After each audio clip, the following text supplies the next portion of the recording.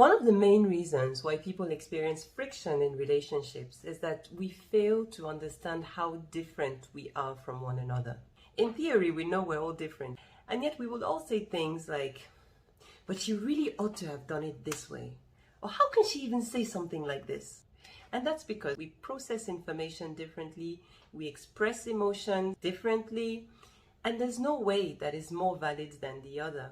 We simply need to understand ourselves and then understand others around us so that we can replace the she really ought to have done it this way with this reflects the way she processes information or expresses emotions. I acknowledge it, and this is how we can move forward in this dialogue. It really helps to understand the patterns of behavior in people. And one powerful tool for this is the DISC, because it provides an analysis of the public self, so the way we feel we ought to behave based on others' expectation. It gives an analysis of the core self, that's our intuitive response when we are under pressure, as well as our perceived self, what we see when we look in the mirror. And those can be significantly different from one another. So let's go into the different profiles: dominant, influencing, stable or steady, and compliant. The dominant. Are you or do you know that person who is the driving force, the one that just wants to get things done at all costs? Dominants are quick to action, they thrive on challenges, and may sometimes seem unstoppable. Dominants are great motivators. They are decisive, they get things done. However, at a high level, the trait is often perceived as overpowering and sometimes even borderline aggressive. The influencing.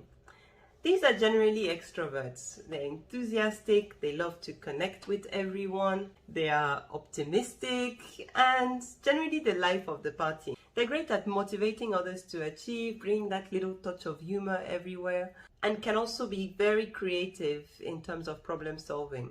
That said, they may also get easily distracted and may not necessarily follow up on commitments or deadlines or give proper attention to details. The stable, steady. Now these ones like to predict how things are going to go. Don't mess up with their routines, don't mess up with their system. They're good listeners, loyal team players, and generally conciliant in behavior.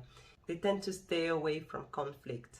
However, they may also be quite resistant to change and hold a grudge even though they are unlikely to express their feelings as openly as the other styles. And then finally, the C's, the compliant. These ones need facts. They're accurate, detailed, precise, and highly analytical. They would generally take time to process information and critically analyze all the variables. And they might not be so verbal in the process, so we might not always know what's going on. However, they are likely to be highly sensitive to criticism. While you can be sure of a thorough and precise job with a high C, they may often be bound by rules and procedures. Of course, there are different levels to these traits. There are blends, combinations. You would have to take the DISC assessment for a thorough analysis of your behavioral profile. The idea here is not to put people in boxes.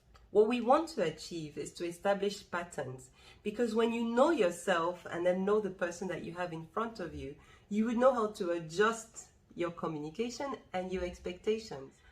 I hope that video has been helpful. If you've identified with any of the profiles, let me know in the comments. I'd love to hear from you. If you would like further support on taking the DISC assessment or on understanding behavioral analysis, don't hesitate to get in touch.